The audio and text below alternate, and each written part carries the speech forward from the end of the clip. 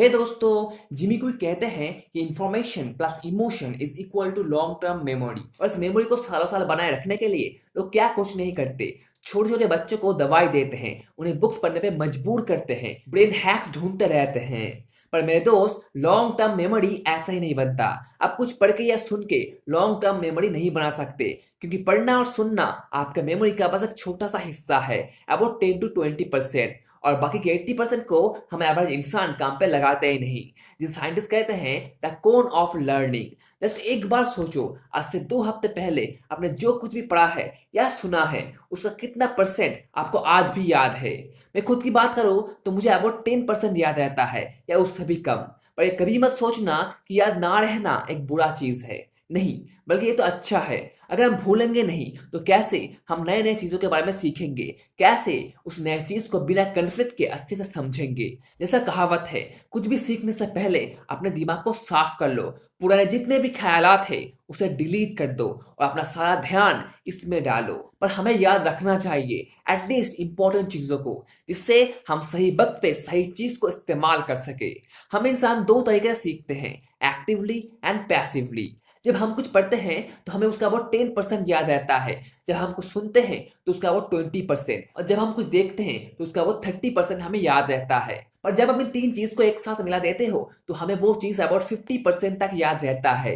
50% मतलब 10 + 20 + 30 नहीं। ये कोई सिंपल मैथ नहीं है, ये प्योर साइंस है, जो पहली बार 1969 में लोगों के सामने आया था डेल की तरफ से। जैसे एक डेमोन्स्ट्रेशन देखना, किसी साइंस एग्जीबिशन पे जाना, कोई मूवी देखना, या लोकेशन पे जाके खुद उसे एनालाइज करना, ये सारा पैसिव लर्निंग प्रोसेस है। अगर आप किसी भी तरीके से इन तीनों को मिला पाओगे तो आपका मेमोरी अबाउट 50% तक इंक्रीज हो सकता है। इसीलिए अच्छे टीचर्स बच्चों को स्टोरी सुनाते हैं, जिससे उनको इमेजिन करने में मदद मिले और वो उस चीज को अच्छे से समझ पाए और लंबे समय तक उसे याद रख पाए। बायजूस ने इस चीज को अच्छे से इंप्लीमेंट किया है अपने वीडियो में, एकदम एक मूवी की तरह। वो चीजों को एनिमेटेड ग्राफिक्स के साथ एक्सप्लेन करते हैं, वो बच्चों को इमेजिन करने में हेल्प करते हैं, जिससे बच्चे ज्यादा सीखते हैं और उन्हें मजा भी आता है। आप कह सकते हो यही बायजूस का सीक्रेट ऑफ सक्सेस है। तो जब भी आप कुछ सीखे या किसी को सिखाए तो उसे एक मूवी की तरह पेश करने की कोशिश करें। आई मीन उसके हर एक वर्ड को पिक्चर्स में इमेजिन करें, उन तीनों चीजों को एक साथ जोड़ने की कोशिश करें। आप देखोगे आप उस चीज को बहुत दिनों तक याद रख पाओगे। अब आते हैं एक्टिव लर्निंग प्रोसेस की तरफ। मैं आपको ये नहीं बताऊंगा कि आप 100% तक याद रख पाओगे, नहीं, पर ये जरूर कहूंगा कि आप 90% तक अपने थ्योरी को याद रख पाओगे, इस ट्रिक को सही से अप्लाई करने के बाद। आपने जो कुछ भी पढ़ा है, सुना है या देखा है, उसे आप एक डिस्कशन में लाए या किसी को वो चीज बारीकी से समझाए, यानी गिव अ स्मॉल टॉक। जब आप चीजों को किसी दूसरे को अच्छे से समझा पाओगे तो आप मान लेना आपने अबाउट 70% तक कंप्लीट कर लिया है, जो कि एक्टिव लर्निंग प्रोसेस है। अब उसे 90% करने के लिए आपको उस डिस्कशन को एक ड्रामेटिक प्रेजेंटेशन में बदलना होगा, या उसे रियल लाइफ में एक्सपीरियंस करना होगा। आई मीन प्रैक्टिकली उसे पढ़ के देखना होगा, तभी वो चीज आपको सालों साल याद रहेगा, कोई भी डाउट के बिना ही। जिमी क्विक सही कहते हैं, information plus emotion is equal to long term memory.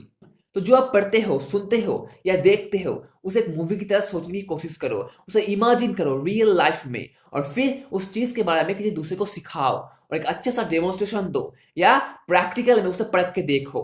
तभी वो चीज आपके लॉन्ग टर्म मेमोरी का एक हिस्सा बन जाएगा और वो आपको सालों साल याद रहेगा। हर एक स्टेप्स को अच्छे से फॉलो करो, आपका मेमोरी जरूर इंप्रूव होगा, ये गारंटी है मेरी। इस ट्रायंगल को देखो और समझो कि कैसे ये प्रोसेस काम करता है और मैक्सिमम लेवल तक जाने के लिए आपको क्या क्या करना होगा। तो मैं आशा करता हूं कि ये वीडियो आपको मदद करेगी आपके मेमोरी को लॉन्ग टर्म तक बनाए रखने के लिए। वीडियो कैसा लगा मुझे जरूर बताना, और ऐसी और वीडियोस पाने के लिए हमारे चैनल को अभी सब्सक्राइब कर ले। थैंक यू, मिलते हैं अगले वीडियो में अच्छे टॉपिक के साथ।